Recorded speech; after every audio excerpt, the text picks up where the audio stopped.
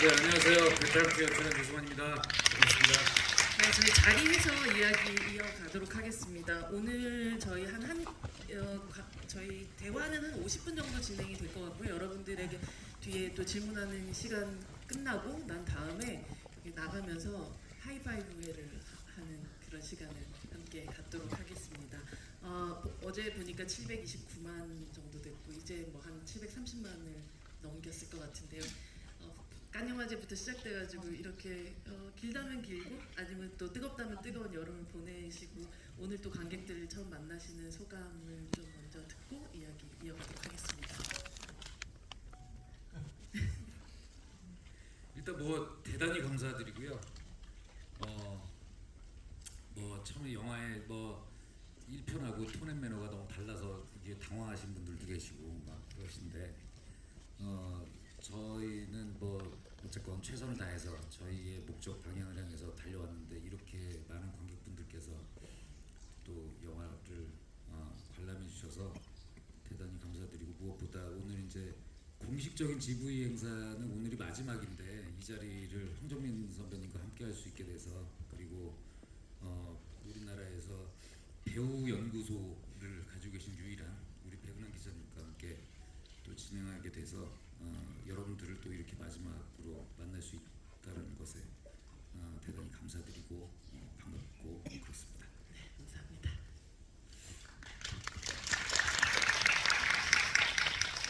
저는 제 영화에 GV를 해본 적이 없는 것 같은데. 제가 지금 황정민 배우님과 GV를 한 기억이 진짜 별로 없더라고요. 영화제 뭐 이런 거 제외하고. 아니 무슨 남의 영화도 GV를 해본 적이 없지만 저는 제 영화의 GV를 아마 이게 처음인 것 같은데요. 왜 이렇게 낯선가 했더니 그 이유였군요. 그러네, 진짜 그런. 네, 해본 적이 별로 없어요. 별로 없면 없어요. 근데 왜안 어쩌자고 했지? 오늘은 나오시게 내지 됐어요. 말고. 아니 왜 안 했지? 왜 안 한 게 아니라 왜 그런 거지? 왜 그랬을까요? 모르겠어요. 근데 오늘은 GV가 어떻게 같이- 뭐예요, 근데? 게스트 원래는 이제 게스트 비짓이라고 해서 이렇게 게스트가 비짓 하시는 방문해주는 그런 행사인데 그렇군. 네 관객과의 대화죠. 아, 그러니까 관객과의 대화죠. 네, 네, 네, 네. 알겠습니다. 네. 처음 관객과의 대화를 하신 황정민 배우님께 큰 박수 부탁드립니다. 오늘 응원의 박수가 부탁드립니다. 아니, 그러니까 네, 고맙습니다. 그 여러분들 덕분에 진짜 거의 저희들끼리 그냥 하는 얘기이긴 하지만 그래도 지금 700만이 넘어서 너무 약간 막말 속된 말 막말은 아니죠. 하나님 감사합니다가 막말은 아니시고 그냥 아유 감사합니다 하나님 감사합니다라고 얘기를 했는데 속으로 이제 같이 얘기하고 정말 여러분들 덕분에 진짜 이렇게 부귀 영화를 누리는 것 같고요.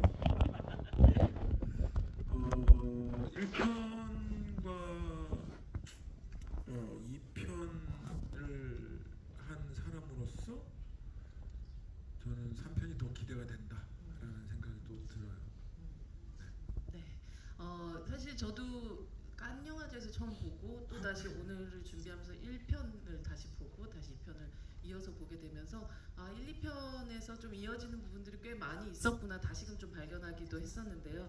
전편에서 계속 주부도박단 검거하라는 그 얘기가 그냥 계속 뭔가 하기 싫은 일처럼 나오던 이 얘기가 오프닝 시퀀스에 나오게 되는데 특히나 저는 한 컷이 감사합니다라는 그 뭐라고 하죠? 이렇게 사인 같은 게 굉장히 크게 클로즈업이 되는 그걸 보면서 이 작품은 2편의 처음이 아니라 1편의 끝에 그러니까 그때 큰 사랑을 줬던 관객들한테 감독님이 보내시는 되게 늦은 인사 같다는 생각을 했는데 조금 의도적으로 클로즈업 하신 부분도 있는 건가요? 그것은 마치 저희가 세팅한 것처럼 찍혔는데 실제로 그 저희가 로케이션 헌팅한 공간에 그 콜라텍에 있는 그 안녕히 가십시오였나 뭐 그랬을 거예요. 아마. 근데 그런 게 반가운 어떤 인사말 감사합니다라고 써있어요. 감사합니다. 네네. 뭐 아무튼 그래서 이거 재밌다 그래서 찍은 거였고 그 프롤로그는 지금 그 프롤로그에 대한 그 슬랩스틱 코미디의 그 강도에 대해서 호불호가 되게 센데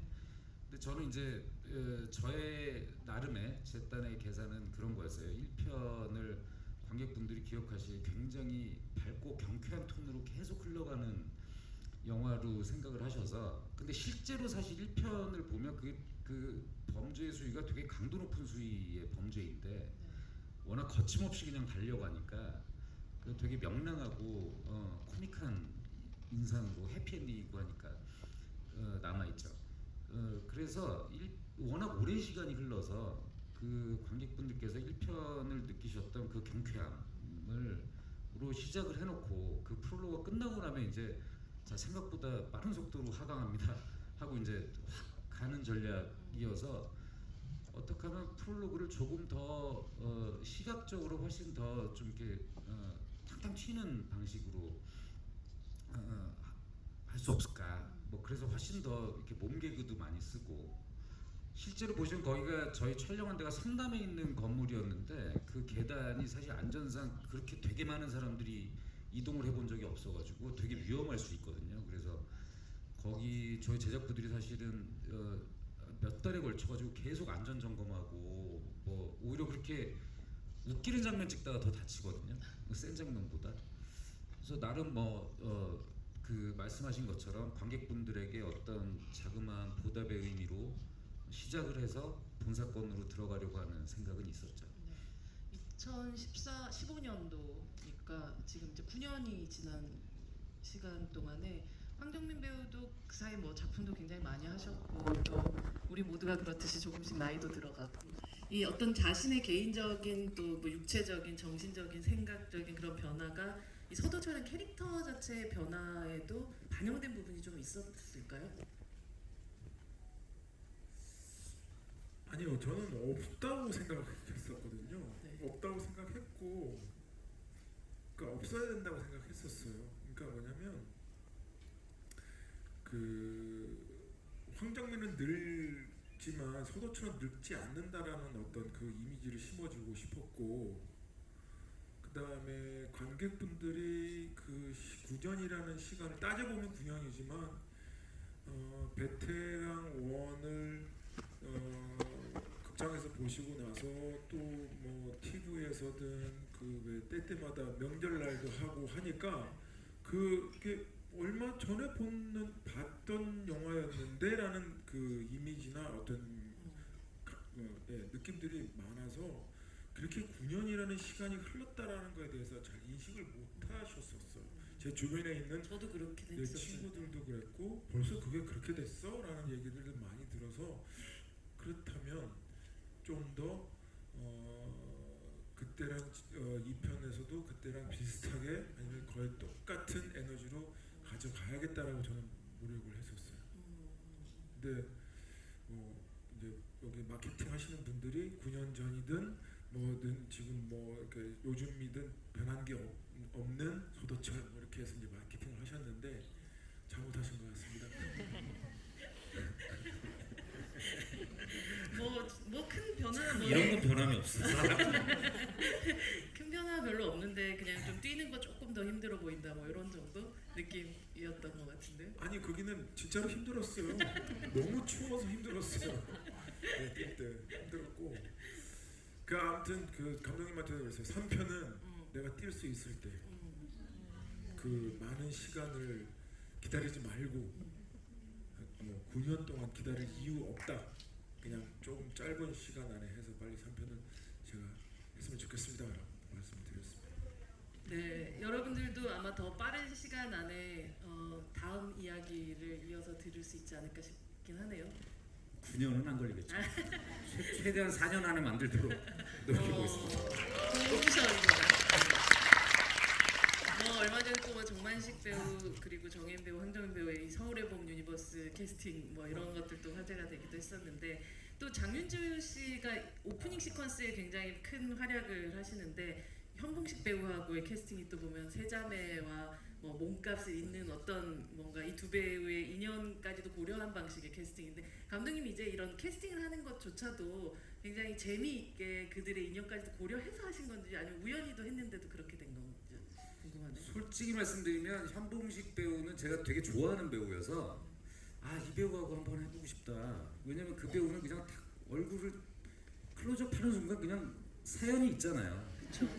그래서 하고 싶다고 했는데 저는 그 생각을 못했다가 세자매하고 이 생각을 못했다가 하고 나니까 상윤주 배우가 너무 반가워하는 거예요. 그 캐스팅 보드 사진을 보고 어머 봉식이 이러면서 그래서 아 맞아 이 둘이 그렇게 인연이 있었지. 그리고 이제 저도 좀 영화를 좀 꽤 적지 않은 시간 동안 만들다 보니까 뭐 어떻게든 연결이 돼요. 뭐 이렇게 전자에서 막 만나고 했던 사연들이. 그러니까 저도 의외로 아 맞아 이런 사연으로 이렇게 될 수도 있겠구나라는 거 이제 우리끼리는 막 재밌어하고 하기도 하죠. 근데 현복식 배우 같은 경우는 사실 계산하고 그렇게 된 캐스팅은 아니었어요. 하고 나서 알고 제가 좀 재밌어하는 케이스죠. 사실 그 장면을 보면서도 아 이승환 감독님의 어떤 이 시네마틱 유니버스 안에서 굉장히 또 다양한 방식의 인연들이 맺어지고 또 만나기도 하구나 그런 생각을 하면서 봤던 그런 캐스팅이었습니다. 1편에서 보면 막 승진이 왔네 승진이, 노래를 항상 이제 대사에 음계를 붙여가지고 붙이는 그 습관이 2편에도 이어지더라고요.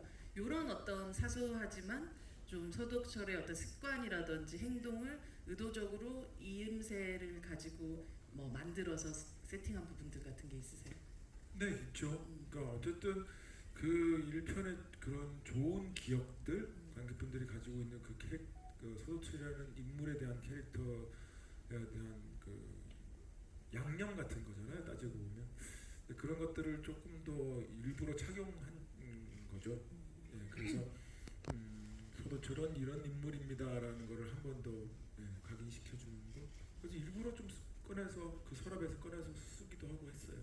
또 어떤 서랍에서 어떤 것들을 조금 더 끄집어내셨던? 그러니까 그거 이제 나중에는 이제 그 좀 깊은 얘기인데 그거는 이제 뭐 그러니까 가족에 대한 얘기. 네네. 그 다음에 아들하고 아빠와 아들에 대한 얘기인데 그거는 이제 더 크게 보면 더 세계관이 더 큰 세계관을 보면 어른과 아이, 그러니까 기성 세대와 요즘 MZ 세대 친구들과의 어떤 그런 크게 볼 수 있는 건데 그런 것들 보면 이제 좀 더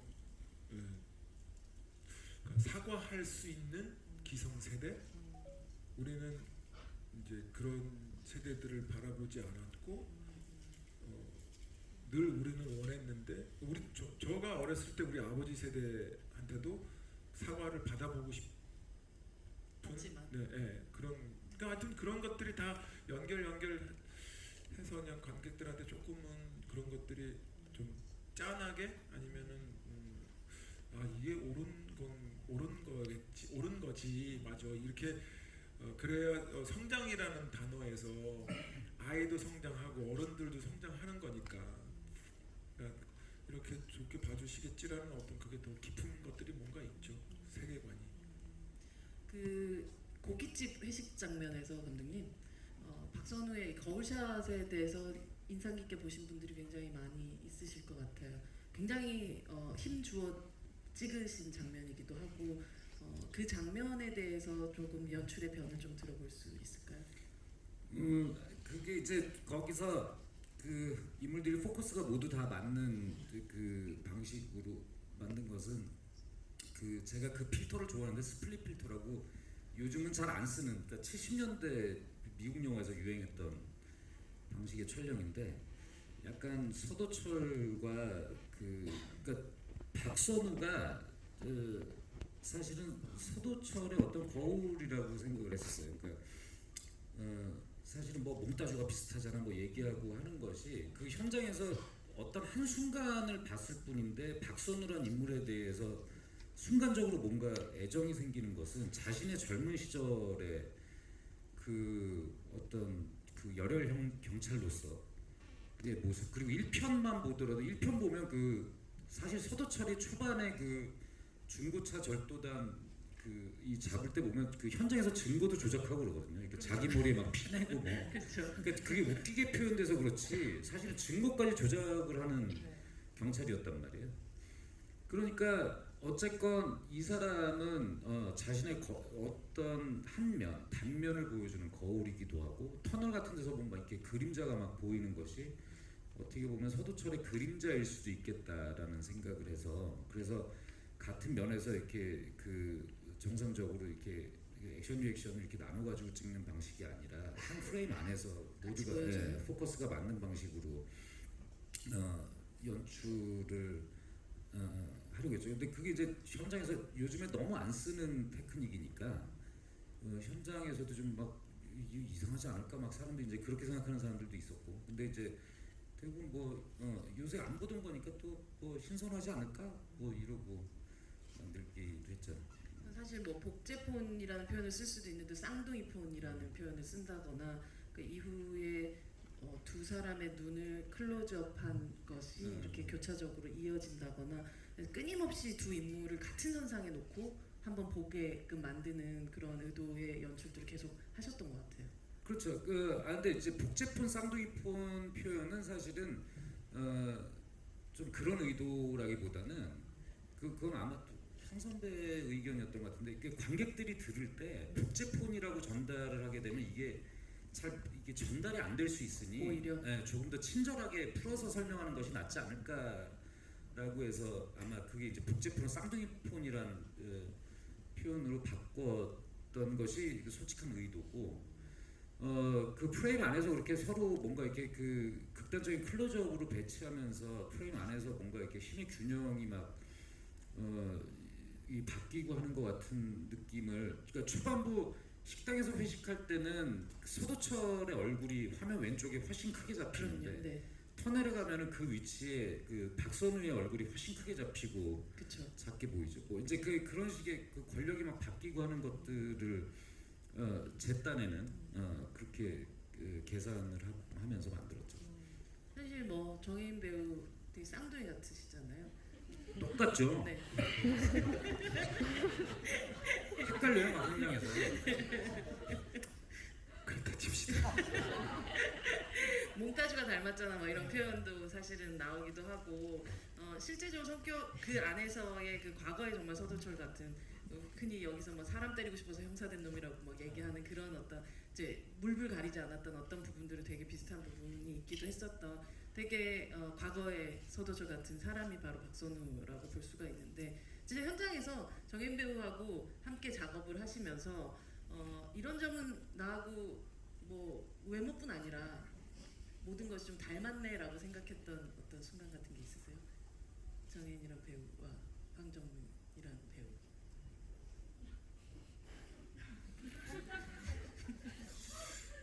혜인이가 닮았다?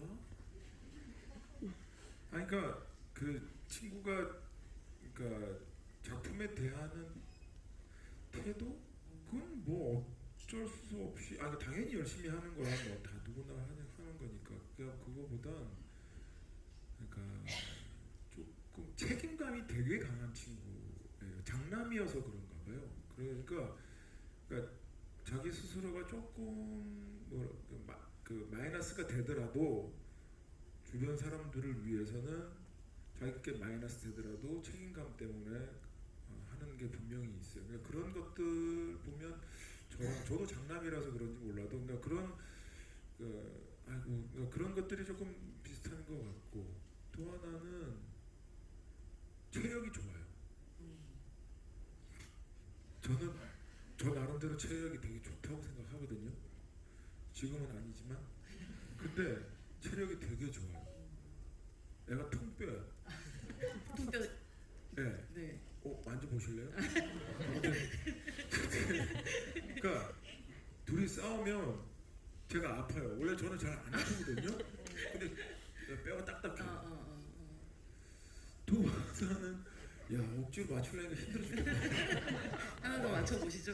네, 그러니까 뼈가 안 딱딱하면 죽어. 물렁물렁한 사람도 있어요. 그 다음에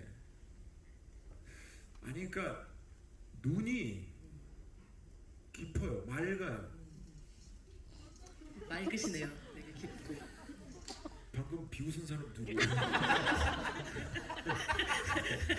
다 찾아내실 수도 있어요. 그러니까 혜인이가 눈이 맑다니까요. 제가 맑다는 게 아니라 깊어요. 그래서 그 친구가 나이가 먹어서 제 나이가 됐을 때 어떤 배우로 성장해 있을지가 되게 궁금해져. 아마 되게 훌륭한 배우로 되게 성장해 있지 않을까 싶어요. 이번 작품에서 정말 확실히 정혜인이라는 배우의 어떤 새로운 사용법 같은 걸 우리에게 보여주셨던 것 같다는 생각도 들었었고, 물론 뭐 DP나 뭐 이런 작품을 통해서도 이미 저 배우에게서 정말 엄마 친구 아들 같은 느낌만 있는 건 아니구나라는 생각을 하긴 했었는데, 근데 그 친구가 일부러 조금 그러니까 의도적인 게 아니라 주로 관객분들이 자꾸 그렇게 그 면을 바라봐 주시니까 네. 자꾸 아닌 거를 자기가 스스로 하려고 하는 것도 없지 않아 있었어요. 있었던 것 같아요. 근데 또 그걸 또 잘하니까 또 심지어 그렇게, 그러나 우리는 또 그의 또 다른 면을 또 만날 수 있는 영화가 베테랑 2였던 것 같고, 사실 뭐 말씀하실 때 저도 좀 느끼지만 황정 배우와 정현 배우 두 사람 다 별로 형용사나 수식어가 별로 없는 스타일의 사람들이라 생각을, 연기에 있어서도 뭔가 삶에 있어서도 뭔가를 꾸미는 부분이 별로 없기 때문에 그 스트레이트한 어떤 힘들 같은 것들이 꽤 쌍둥이처럼 닮았구나라고 저는 생각을 하면서 봤던 것 같습니다. 아까 뭐 그 남산에서 뼈 얘기도 했었지만, 정말 저는 명동에 이어서 이 남산이라는, 우리 모두가 가봤고 거긴 정말 복잡하다는 걸 알고 있는 이런 공간을 다시 선택을 해서 거기서 이렇게 몹신을 찍어내는 감독님을 보면서 정말 아주 아름답게 어딘가로 가셨구나라는 생각을 하기는 했었거든요. 아니 근데 실제로 남산 가보시면 지금 아마 사람이 아무도 없을 거예요. 거기 그 제가 원래는 제가 그 장면을 제가 겨울에 한강 주변을 이렇게 강변북로나 올림픽대로를 다닐 때마다 그 2월 달쯤 됐을 때 한강이 꽝꽝 얼었을 때 그 한강을 횡단하는 장면을 꼭 찍고 싶었었거든요. 얼음 위를. 그래서 제가 처음은 설정이 한강에서 접선을 시작해서 주차장에 접선을 시작해서 막 해서 한강을 횡단하는 거였어요. 그래서 진짜 미쳤구나. 제가 그 말하지 모든 사람들이. 네. 근데 서울시에서 협조가 안 돼. 그 위험하다고. 그리고 이제 한강 수위가 이게 한강의 얼음 두께가 해마다 이게 뭐 이렇게 추울 때는 많이 얼지만 또 이게 위험할 수가 있어서, 그래갖고 근데 이제 그 동선을 짜기도 한강이라는 데가 그냥 뻥하다가 조금 뭔가 구조물들이 있고 또 뻥하다가 모여있고 해가지고 그런 파크루로 뭔가 액션을 하기도 뭔가 동선을 짜기가 너무 어렵고, 그래서 너무너무 고민을 하다가 제가 우연히 이제 제 가족들하고 남산에 가서, 그러니까 남산에서 뭐 이렇게 남산을 갈 일이 있었는데 이제 거기서 케이블카 타고 뭐 이렇게 있다가 거기 이제 그 계단을 구르는 그 지점에서 거기 막 그 나무 타고 가는 데가 그 옆에 식당하고 카페가 있는 데였거든요. 네.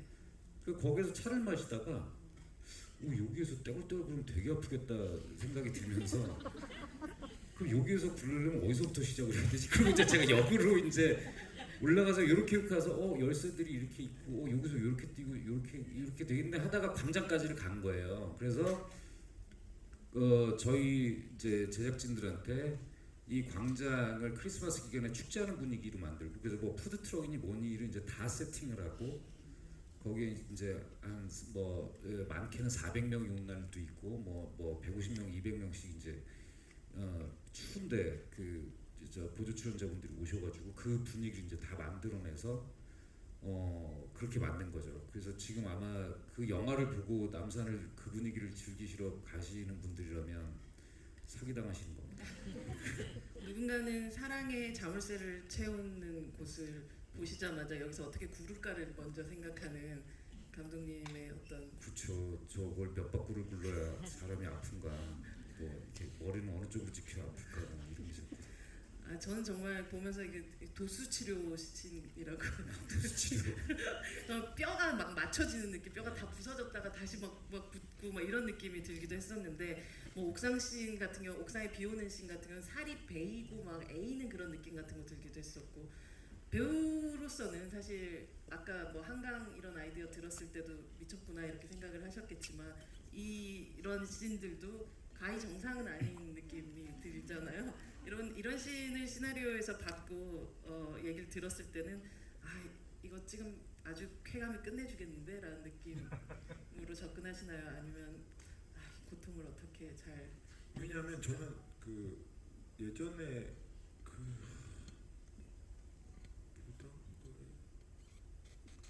그랬어요? 아닌데 사생결단이었나? 빗속에서 사생결. 네, 빗속에서 그 낚시터에서 싸움하는 사생결단인가 보다. 그때도 겨울에 비 맞으면서 촬영을 했었는데 진짜 너무 추워서 죽다 살아났거든요. 그걸 너무 알기에 절대로 겨울에 비씨는 안 찍겠다. 있어도 안 하겠다. 그랬는데 내가 물어봤어요. 비가 온대. 그때 물이 차여져 이렇게 수영장처럼 물이 차여져 있을지 몰랐죠. 그래서 얘기를 한 거야. 눈 오는 걸로 바꾸자. 겨울에 눈이 와야지 비가 왜 오냐. 그리고 비신을 만들려면 되게 많은 장비들이 필요해요. 그렇죠. 억지로 비를 만드는 거니까. 근데 거기에 날씨가 추우니까 비 만드는 그게 얼어서 얼면은 그러니까 물이 막혀서 다시 또 그걸 기계를 내려서 토시로 녹여서 그 제반 사항들이 너무 복잡해요. 하지 말자. 눈으로 하자. 눈은 쉬워요. 선풍기 강풍기만 있으면 이렇게 하면 잘 몰라요. 아무튼 그랬는데 결국엔 오돌오돌 떨면서 했죠. 너무 힘들었어요. 근데 이렇게 말씀을 이렇게 하셔도 네. 현장에서 이렇게 비를 뿌리고 그러면 그 성격이 급해가지고 제일 먼저 나가지고 비를 맞고 있으니까 후배들이 찍소리도 못하고 이렇게 따라와서 뭐 욕하고 막 그래도 이렇게 나가서 먼저 비를 맞고 있어. 그러면 이제 나가니까 연결병이라고 연결병. 그거 뭐 하고 나서 또 뭐 자기 컷 아닌데도 이렇게 슉 간다고 그러면 막 나갔다가 맞으면 아니면 아니라고 얘기를 해줘야지. 그러고 막 이러고 그래요. 그러니까 말씀은 이렇게 하셔도 워낙 또 제가 이렇게 하면서 막 고생을 많이 시킨 타입이니까 막 군원도 할 때 막 극단적으로 막 살 빼고 막 베테랑 할 때 막 어디 찍히고 막 부당거래 할 때는 막 정신적으로 괴롭히고 막 이랬으니까 그러니까 그게 되게 고맙죠. 왜냐면은 어쨌건 제일 맏형이 딱 선봉에서 있어주니까 이건 배우들뿐만이 아니라 스태프들한테도 이걸 확 분위기를 좀 이렇게 집중시켜줘서 그래서 다음에는 안 뿌릴게요. 그럴 것 같진 않네요. 감독님을 봤었을 때는 여기 그냥 마음과 몸의 준비를 계속 하고 계시면 되지 않을까 싶습니다. 근데 약간 그런 극단적인 촬영을 앞두고 혹은 그 안으로 들어가면 살짝의 하이 같은 게 오는 게 있나요? 쾌감 같은 게? 그러니까 쾌감이라기보단 일단 분명히 그런 식으로 찍히면 되게 멋지게 잘 찍힐 거라는 건 이미 알고 있죠. 그냥 알고 있는 거고 여기서 사고 없이 잘 끝나기만을 바라는 거고 그런 거죠.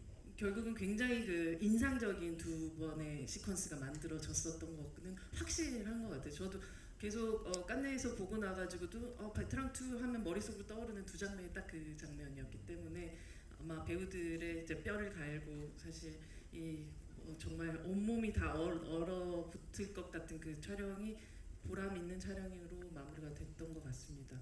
마약볼 시퀀스에 대해서도 조금 여쭤보고 싶은데요. 이게 저는 여기 시작하면 조덕배 씨의 나의 옛날 이야기가 흘러나오는데 노래 가사를 들어보면 꽤나 지났던 사랑에 대한 어떤 아픔 같은 걸 얘기하는데 사실 여기에서 애인을 잃고 망가진 민가훈의 러브 스토리를 생각하시면서 넣으신 그건가요? 그게 대본에는 없었다가 그게 그 인천에 있는 한 이제 재래시장에서 촬영을 했는데 세트가 아니군요. 왜냐면은 그런 막 미로 같은 구조가 나오는 데를 전체를 세트를 만들 수가 없어서 이제 그런 데를 찾은 거예요. 근데 거기가 굉장히 오래된 곳이라 화장실을 가려면 이제 그 건물 전체에서 쓰는 그 유료 공용 화장실이 있는데 왜 이렇게 100원씩 내고 쓰는 화장실 있잖아요. 옛날 터미널 같은 데 있는.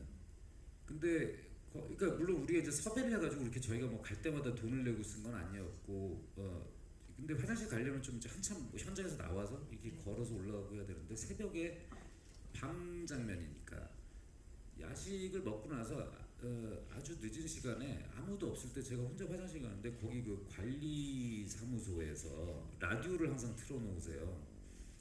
근데 제가 화장실 딱 갔는데 그 노래가 딱 나오는 거예요. 아 진짜로요? 네, 근데 그 화장실에 막 그 너무 썩은 분위기와 그 음악과 이런 것이 막 저를 너무 흔들었어요. 그래서 그 화장실을 나오는 내내 건물 내내 그 음악이 계속 뒤에 남아 있는데 그 와서 우리 현장 편집 기사님한테 빨리 그 조덕배의 이 노래를 찾아가지고 한번 얹어보자고. 근데 얹었는데 이제 저는 그런 음악과 그 화면이 약간 그 묘한 부조화를 이루는 걸 좀 좋아하는데 제 취향상 너무 서정적인 음악이 흐르면서 막 그런 이렇게 피폐한 인간들이 모이고 하니까 그게 좀 그냥 뭐라고 이유는 설명할 수 없지만 제 마음을 사로잡았어요. 이 장면은 이렇게 과격한 장면에 이 음악이 들어간다라면 뭔가 굉장히 정서적으로 되게 좀 독특한 효과를 얻을 수 있을 것이다. 라고 해서 그렇게 얻어진 장면이었어요. 정말 현장에서 길어 올린 그런 아이디어였던 셈이네요. 네. 네. 아 저희가 이제 관객 질문을 받아야 되는 시간이 왔다고 제가 금방 문자를 받았는데요. 네. 여러분 질문해 주시면 이미 지금 써 있군요. G13에 계신 분에게로 마이크가 가도록 하겠습니다. 네. 마이크 이미 가 있나요? G13 손을 들어 주십시오. 저 가운데. 아, 네, 여기이시군요. 네. 어휴, 바쁘시네요. 네, 여기입니다. 마이크 가도록 하겠습니다. 네. 네. 안녕하세요. 안녕하세요. 영화 너무 재밌게 잘 봤고요. 제가 여쭤보고 싶은 건 황정민 배우님한테 여쭤보고 싶은데 쉬운 거 좀 물어봐 주세요. 그 쿠키 영상에서 그 박선우가 결국 탈주를 하게 되는데 그게 사실 후반 부분에 서도철 형사님이 그렇게 애써서 막 어떻게 살려가지고 제값 받으라고 살리셨는데 그 탈주한 소식을 듣고 나서의 반응 같은 게 좀 궁금했고요. 그리고 이번에 영화에서 코트 입고 싸우신 게 너무 멋있어서 3편에서도 혹시 입고 계실 수 있으면 감사합니다. 네, 감사합니다. 코트 안 입을 거예요. 이거 너무 그 거추장스러워서 싸울 때 왜 코트는 감독님이 입으라고 멋있다고 그냥 멋있지 않아요? 이렇게 코트 다리- 입으시면 핏이 좋죠. 되게. 그냥 되게 안 입는다고 계속 네. 그랬는데 그럼 추리닝 입고 나오지 영화에. 그러니까 아무튼 근데 그 박선우가 그렇게 해서 도망쳤다라는 건 분명히 또 다시 다른 서도철이 분명히 잡을 겁니다. 잡을 거고 다시 들어갈 거고요. 제가 아니더라도 분명히 잡을 수 있는 거고 그 다음에 그 사람은 살인자이기 때문에 이제 서도철은 또 다른 이제 이야기를 가지고 관객들하고도 같이 재밌는 이야기를 해야 될 것 같아요. 그러니까 그 정혜인은 잊어주시고 서도철만 생각해 주시고요. 또 하나는 서도철이 그렇게 생각이 안 나신다면 제가 꼭 코트를 입고 나오겠습니다. 네, 감사합니다. F15번 손 들어주시죠. F15번 어디쯤일까요? 네, 마이크가 F15번님께 가도록 하겠습니다. 네. 안녕하세요. 네. 그 배우님이 가장 신경 써서 연기한 부분이 어느 부분이고 제일 좋아하는 장면이 어딘지 알려주세요. 가장 신경 썼던 부분은 저한테는 맨 마지막 엔딩 부분이었었어요. 라면 먹으면서 아이한테 잘못했다라는 말을 하는 그 장면. 그 장면이 그냥 뭐 그 모르겠어요. 아무튼 저한테는 되게 중요한 장면이었고 그 다음에 이 얘기가 소서철의 인생과 그 다음에 이 베테랑의 어쨌든 주제 의식과도 같은 씬이었기 때문에 저한테는 되게 중요한 씬이었고 그 다음에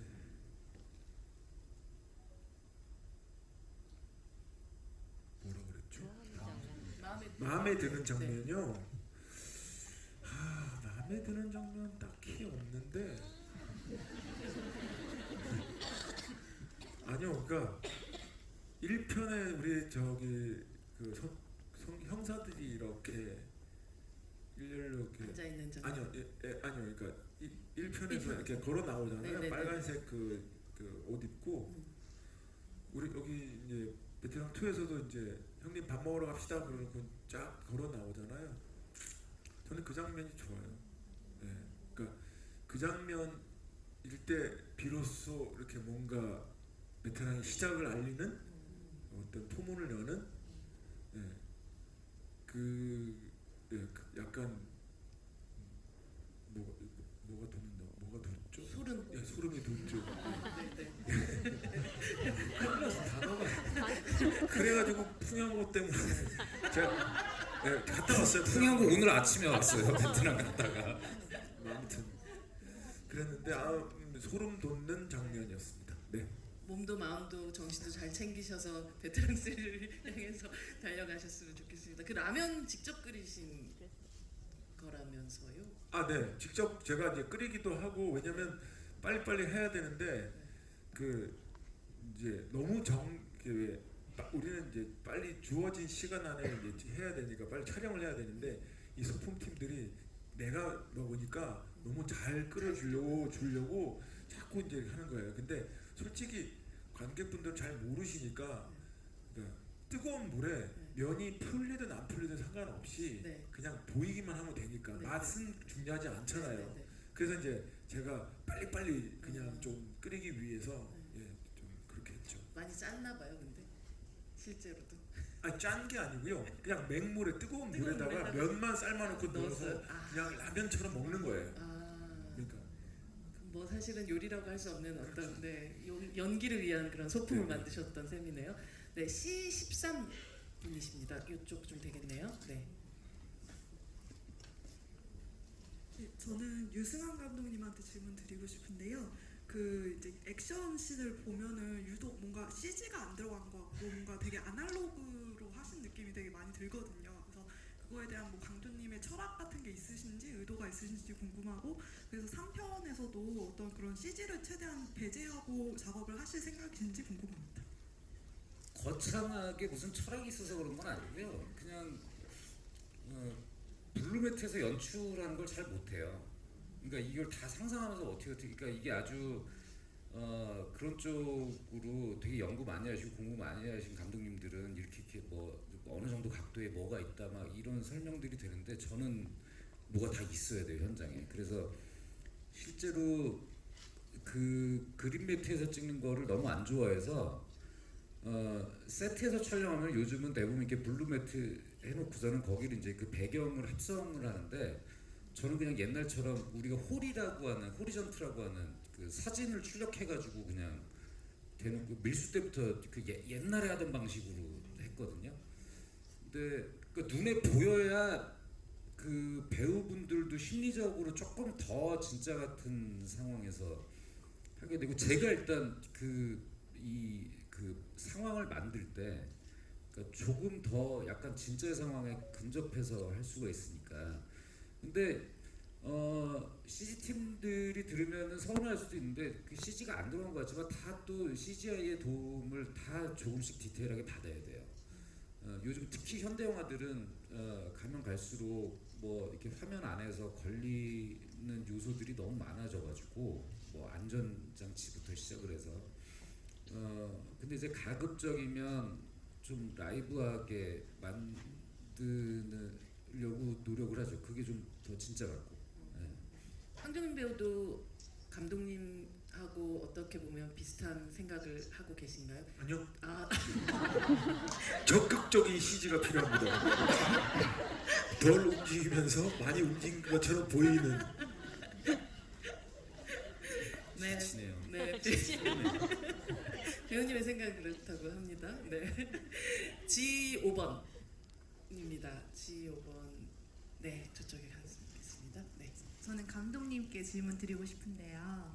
그 안전가옥에서 서도철이랑 박선우가 나올 때 서도철이 그냥 해치가 전석을 죽였어야 된다 이렇게 얘기를 하고 둘이 같이 계단을 내려오는데 그런 하강의 이미지가 그 둘이 뭔가 그런 선 넘는 발언 이후에 같이 뭔가 아래로 추락하는 그런 느낌을 연출 의도하신 건지 그게 궁금합니다. 아, 이 얘기를 진작 들었으면 내가 써먹는 건데 유튜브 할 때. 의도했었다고. 감사합니다. 집으로 가는 길이니까 옥상으로 갈 수는 없잖아요. 그러니까 계단부터 내려오는 건데 제가 이제 가급적 거기가 분당에 있는 새마을연수원 건물인데, 그러니까 엘리베이터 타고 그러니까 엘리베이터가 없어요 그 건물에. 그리고 이제 공무원들이 사용하는 경찰연수원 같은 느낌을 내려고 했던 건데 마침 그러니까 가급적이 뭐 계단 내려오는 걸 조금이라도 다르게 찍는 방법이 뭐가 없을까 하다가 이제 창밖으로 딱 그만큼이 보여서 그 실제로 이제 카메라는 일정한 속도로 내려오고 배우들이 그 카메라가 내려오는 속도에 맞춰가지고 안 보일 때 후딱 내려와야 다음 창에 보이거든요. 그래서 막 여유 있게 오다가 후삭 뛰어와가지고 또 창에 보이고 뭐 그리고 그 다음 차로 넘어갈 때 그 이 백밀러에 비치는 이미지하고 창의 이미지를 연결시키기가 좋아서 그래서 이제 동선을 그렇게 잡았던 건데 지금 말씀하신 것처럼 그 두 사람의 어떤 하강하는 느낌이 지옥 속으로 들어가는 뭐라고 하셨나요? 그거 좋네요. 앞으로 그렇게 말씀해 주세요. 다음에 뭐 해외 영화제에서 뭔가 한 10년 후에 지부하실 때 꼭 네. 그렇게 그냥 대답을 하시는. 기억이 날지 모르겠지만 박선우인데 왜 안전벨트를 안 한 걸까요? 자살을 선택한 거죠. 왜냐면 그 자신이 계산했던 것들과 뭐가 조금씩 다 어긋난 것이 일단 박선우가 서도철을 이 정도까지 궁지에 몰아넣으면 자기가 통제할 수 있을 거라고 생각했는데 서도철이 아들이 아니라 현장에 있는 투이를 구하려고 이 선택을 하는 순간부터 어긋난 거고, 그 다음에 이 팀원들은 그냥 엑스트라로 생각을 했는데 이 사람들의 이 그 연결되어 있는 끈끈함이 자기 예상 밖의 범위로 가서 이 그 도철의 아들을 구해내잖아요. 그러니까 자기는 세상이 그러니까 더 이상 희망이 없다라고 생각을 했었던 사람인데, 그러니까 사실 그래서 투이를 위협한 거는 투이가 죄가 없는 것임에도 불구하고 투이를 그렇게 가지고 상황을 만들어낸 건 결국에 박선우가 노린 건 이 대중들의 혼란이거든요.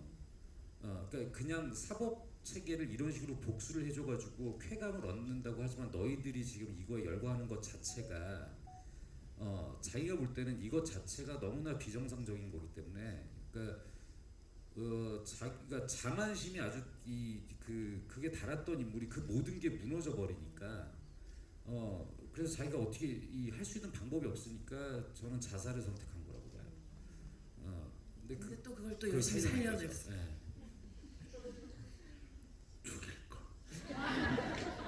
그래서 저 금방 소름 돋는. 그러니까 이런 사람이 반성하고 이제 서도철 그래서 뭐 아까 그 질문에 좀 나오셨던 거에 말씀드리자면 지금 이제 그 쿠키에는 해치가 탈출을 했다라고 나오는데 해치가 스스로 탈출을 한 것이 아니라 사실은 탈출을 당한 거예요. 그래서 해치에 관련된 스토리는 지금 스토리를 짜는 것이 있는데 1편에 아주 중요하게 등장했었던 인물이 해치를 탈옥시킨 겁니다.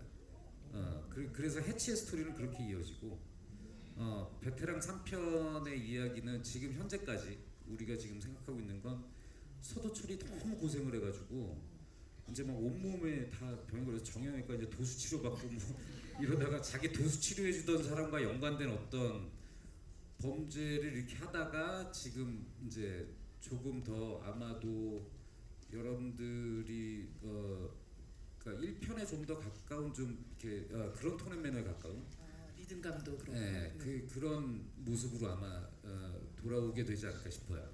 와, 흥미롭네요. 1편에 누가 그렇게 중요한 인물이었는데 다시 머릿속을 막 돌리고 있었던 상황이었는데 다시 한번 봐야 되겠습니다. F20번 분이 마지막 질문자로 선정이 되었습니다. 네. 안녕하세요. 저는 그렇게 막 똑똑하고 무게감 있는 질문은 아니고요. 서도철 캐릭터가 제일 좋아하는 라면이 궁금. 서도철은 어떤 라면을 제일 좋아할까요? 그날 끓였던 라면은 뭐였죠? 그날 신라면이었던 것 같은데 소도철이 끓이는 라면은 무슨 라면이 아니라 집에 있는 라면이에요.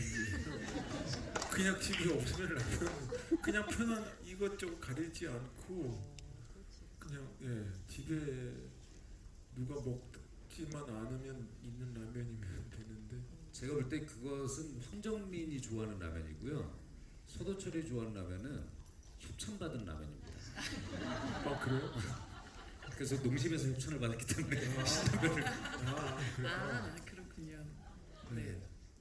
그 농심 라면은 그 좀 에피소드 있어요. 1편에서 우리가 라면 먹는 장면 나올 때 농심에서 협찬을 거절당했었는데 그 영화가 성공하고 나서 농심에서 그 라면 먹는 장면을 광고에 써도 되냐고 그래서 이번에 우리가 거절하겠다 이러고 하고 근데 나중에 그 농심의 그 마케팅 담당자분하고 저희가 파리에 무슨 이렇게 영화제에서 만나가지고 뭐 이러저런 얘기를 하다가 극적 화해를 하셨군요. 그래서 그냥 농심 이제 라면이 농심 나오게 라면이 됐죠. 들어왔군요.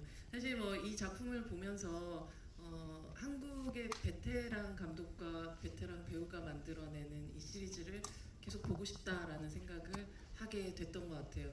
사실 두 분이 처음 만났던 순간부터도 이미 서로들 베테랑이셨던 거지만 이번에 다시 만나서 역시 서로 그 민마에서 그런 얘기도 잘 안 하실 것 같긴 하지만 역시 유 감독님 혹은 황정민 배우 베테랑이네 서로 느꼈던 어떤 순간이 있다면 언제였을까요? 아니요. 그러니까 늘 느껴요. 그 이분이 영화에 대한 태도나 생각, 그 다음에 우리는 너무 잘 아니까 삶의 방식 늘 보면서 저는 어떻게 저렇게 영화에 대해서 영화라는 어떤 이의 삶을 이렇게 똑같이 삶을 살고 있지? 그러니까 영화적으로 산다라는 게 아니라 영화밖에 모르는 삶을 살고 있어요. 그러니까 끝나면 only 영화 그리고 주변에 있는 개봉하는 영화들은 거의 다 봐요. 그러니까 그러기 힘들거든요. 그러니까 자기 영화가 아니더라도 그냥 다 영화를 봐요. 계속. 그러니까 그런 거 보면 되게 존경에 대한 어떤 그게 있죠. 감독님? 지난주 이번 주 개봉 영화를 못 봤는데 저는 그 지금 여러분들 보시면 아시겠지만 그냥 보는 이대로가 베테랑인 것 같아요. 그러니까 이게 뭐냐면 사실 한 배우 그러니까 그냥 이 자연인으로서 한 남성이 이렇게 지금 몇십 년 동안 체중을 계속 유지하고 자기의 상태를 온전히 유지하고 심지어 제가 볼 때는 부담거래 때보다 약간 젊어진 느낌도 있거든요. 근데 이거는 사실 그러니까 지금 또 이게 금주와 금연까지 하고 계시고 얼굴이 엄청 맑아지셨더라고요. 네, 그러니까 피부톤이 달라졌잖아요.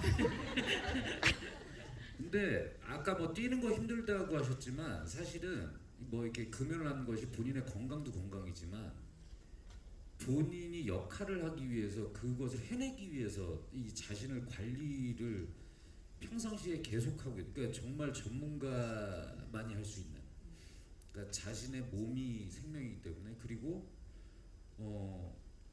주기적으로 그 중국장 이상의 무대에서 연극 공연을 하시잖아요. 사실은 일정 정도 이렇게 영광을 누리고 있는 영화 배우가 다시 무대를 찾는다는 건 되게 두렵기도 하고 쉽지 않은 선택인데 저렇게 주기적으로 무대에서 그 자신을 증명해내고 또 영화에 와서는 그 영화의 메커니즘에 맞춰가지고 그냥 단순히 배우가 아니라 함께 만드는 사람으로서 이것을 계속 불태우고 그리고 개인적으로 이번에 작업하면서 그 서도철이 국가수를 찾아서 짜박짜박 들어가는 장면 있잖아요. 그게 저희의 첫 촬영이었는데 좀 놀랐던 것이 1편 때 입었던 그 의상을 그대로 입고 그 장면을 찍는데 마치 그냥 지난달에 촬영을 마치고 다시 찍는 것 같은 느낌이었어요. 1편. 그러니까 9년의 시간이 거기 있는 모든 스태프들이 대부분 1편을 했던 스텝이니까 전혀 위화감을 못 느끼고 마치 연속극 우리 촬영하듯이. 그러니까 그런 걸 보면 이 배우가 그리고 실제로 그 뭐 대본 막 빽빽하게 기록돼 있고 엄청 뭐 연구하고 자신이 그 여전히 지금도 자신이 하는 대사들을 자기가 녹음을 해놓고 전체를 하고 다시 듣고 뭐 이러거든요. 그러니까 그런 걸 보면서 여전히 그 준비하는 태도가 제가 처음 만났던 시절이나 지금이나 여전히 변함없이 준비하고 고민하고 쉬운 판단하려고 하지 않고 조금 더 다른 무엇이 없을까 고민하고 하는 거 보면서 많이 배우죠. 저도 정신 바짝 차리지 않으면 이 현장의 감독이랍시고 어쨌건 이 주연 배우보다 뭔가 더 준비를 해야 뭘 할 수 있는 건데 아무리 못해도 황 선배보다는 준비를 더 해서 현장에 나가야 되겠구나 하는 생각을 하죠. 서로 그렇게 긴장감을 계속 줄 수 있는 동료가 존재한다는 것이 사실 굉장한 힘이라고 생각을 하거든요. 네, 네. 그리고 또 그 코트도 다음에 바로 이어서 입으실 수 있을 거라고 저는 여름에 찍어야지. 믿어 의심치 않습니다. 여러분들하고 이야기를 나누다 보니까 시간이 금방 갔네요. 함께 또 오늘 첫 GB를 마치신 또 소감과 함께 또 오늘 아마도 감독님 말씀하셨던 것처럼 베테랑 2로는 마지막 GB가 아닐까 하는데 또 마지막 인사 저희 관객들에게 부탁드립니다. 네, 아무튼 너무 감사드리고요. 그 여러분들 덕분에 올 가을이 진짜 풍성한 가을이 됐습니다. 그러니까 여러분들 그 무대 인사 다니면서 매해 인사하면서 그러니까 영화 찍고 나서는 그러니까 관객분들하고 얘기할 수 있는 게 전혀 없잖아요. 근데 무대 인사할 때 비로소 관객분들하고 눈 마주치면서 이렇게 인사드리는 건데 특히 이번에는 더 응원을 덕을 많이 봤던 것 같아요. 그러니까 아마 한국 영화 자체가 조금 힘을 못 쓰고 좀 비실비실 되니까 더 베테랑이 또 딱 나오니까 더 힘을 주시려고 더 저희들한테 응원을 하신 것 같은데, 그러니까 그거 충분히 그 마음 너무 잘 알고 있고요. 그리고 또 더 좋은 한국 영화로 더 베테랑 3로 해서 그 굳건히 한국 영화는 정말 역시 한국 영화지라고 여러분들이 어디 나가서 얘기할 수 있게끔 더 잘 열심히 하겠습니다. 걱정하지 마십시오. 네, 여러분 큰 박수 부탁드립니다. 네, 저는 조금만 시간을 쓸게요. 제가 2편을 만들 때 9년이라는 시간이 걸린 게 사실 그 황 선배님이 옆에서 제발 좀 2편 먼저 하고 딴 거 하자 막 그러셨었는데 저 개인적으로 너무너무 좀 무섭고 고민이 많이 됐었어요. 1편이 사실 굉장히 가볍게 출발했던 프로젝트였고 그렇게 큰 성공을 예상하지 못했던 영화인데 너무 큰 성공을 거두고 나서 그 이후에 어떤 무슨 어떤 사회에서 무슨 사건이 벌어지면 베테랑의 어떤 장면이나 대사들이 소환돼서 막 사회적 현상이 되고 하는 것들이 이 영화를 만든 사람으로서 되게 큰 부채의식을 막 가져다 주기 시작을 했어요. 그러니까 적당한 성공을 거뒀으면 오히려 수월했을 텐데 그래서 그 개인적으로 너무너무 막 부담이 많이 됐었고 사실은 황 선배님도 이렇게 톤앤매너를 확 바꿔가지고 가는 것에 대해서 우려를 되게 했었어요. 근데 저는 영화를 만든 사람으로서 어쨌건 이 안에서 제가 가지고 있는 부채감과 저 개인적으로 가지고 있는 문제들을 좀 해결을 해야 뭐 다음 그 행보로 갈 수 있을 것 같더라고요. 근데 이번에 어쨌건 제가 가지고 있는 고민들에 대해서 한번 쫙 풀었고 다행히 관객분들께서 또 적절하게 네. 응원을 해주셨고 네. 그래서 이게 제가 부담이 너무 많이 이제 사라져서 다음 영화는 1편 때처럼 가벼운 마음으로 있을 것 같아요. 그래서 제가 아까 9년이라는 시간이 안 걸릴 거란 말씀을 드릴 수 있었고, 그리고 지금 열심히 지금 소재와 각본의 방향을 지금 잡아서 지금 열심히 노력하고 있으니까 3편 만들면 더 재밌게 좋은 영화를 만들어서 돌아오겠습니다. 네,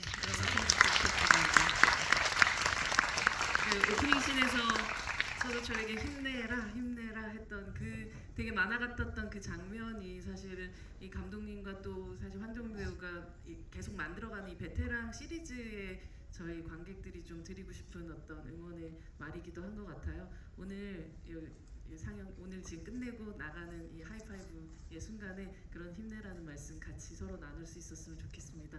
오늘 함께 자리해주신 여러분들 너무 늦은 시간까지 함께해 주시면 너무 감사드리고요. 유상 감독님, 황정인 배우님께도 큰 박수 부탁드립니다. 감사합니다.